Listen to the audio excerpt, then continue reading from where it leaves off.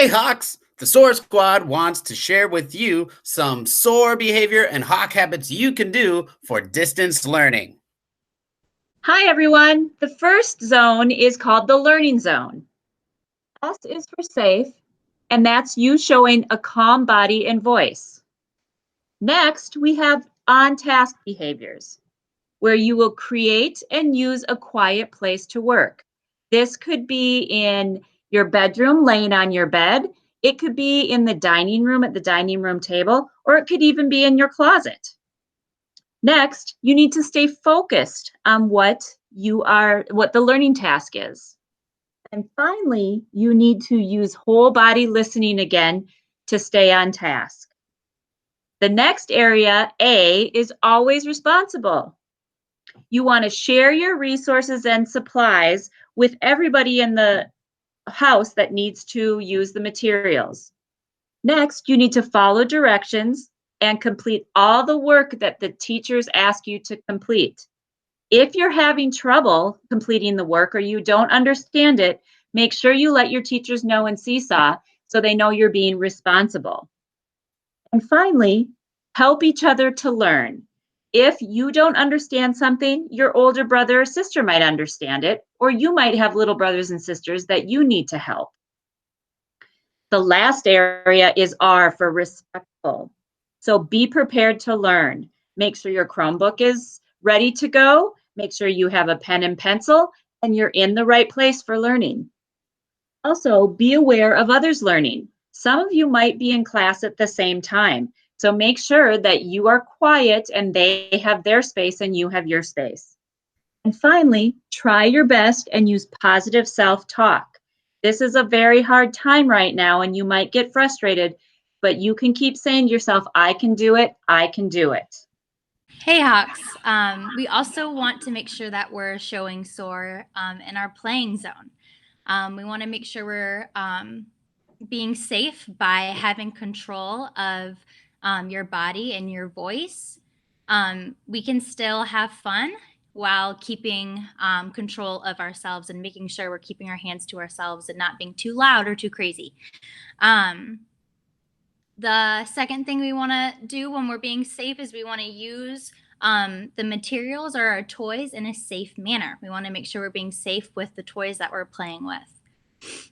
We want to show that we're being on task by staying focused on the game, not getting distracted by other things going on, but making sure that if we're playing with someone, we are focused on what we're doing with them.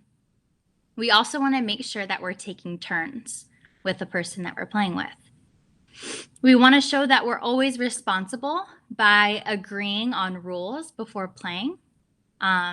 It's always good to set up some rules and expectations before you start playing together.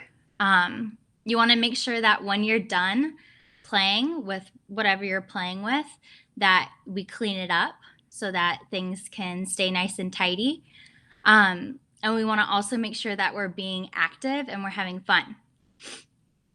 The last one is we want to show that we're respectful during distance learning by being respectful, again, of the toys that we're playing with or the things that we're using. And we want to make sure that we find a fair way to play when we're playing with someone else. We want to be respectful by taking turns with that person, maybe trading if there's something that you want. From a friend, you can offer to switch and trade, and also sharing with one another. Another thing that we can do showing respect while we're playing is using compromise. If there's a game maybe that you want to play, but your friend wants to play another game that you've never tried before, you can compromise and try something new and then play your game after that. So yeah, we want to make sure we are showing SOAR in our playing zone at home. We also want to make sure that we're using SOAR when we're using our technology. When we're safe with our technology, we're being online safely. We are going only to approved school websites like Seesaw or those in your Rapid Identity. We also want to make sure that our laptops and Chromebooks are on a flat surface like a table or on the bed if you have to use it there. Make sure you're using Hawk whole body listening and sitting up, being safe with your technology. We also want to make sure that we are on task. That means that before we go to bed every night, we want to keep devices charged and plugged in so that we have a full battery and we are ready to go. We need to focus our attention on our educational work, and we might get frustrated, but never give up. It feels good to finish and know that you did your work very, very well, the best you could. And a responsible Hawk is a courageous learner. You might be frustrated sometimes, but that's okay. Be patient and check your communication daily. If you have questions or problems, you can email your teachers and they will get back to help you. And be responsible with your body. Make sure to take some breaks, stand up, stretch so that you can go back to learning the best you can. And finally, we want to be respectful with our technology. We want to respect the people around us. So we need to make sure that our volumes are at a respectable level. Keep our volume low. Share devices so all can learn. And be kind to others when posting. Use encouraging words, and you will get encouraging words back. Hawks, make sure you are using SOAR behaviors when using technology.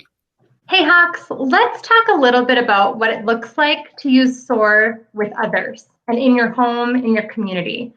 So when we think about safety, it's important for you and your family to define what safety looks like in your home, whether you're inside, whether you're outside, whether you're running errands together as a family.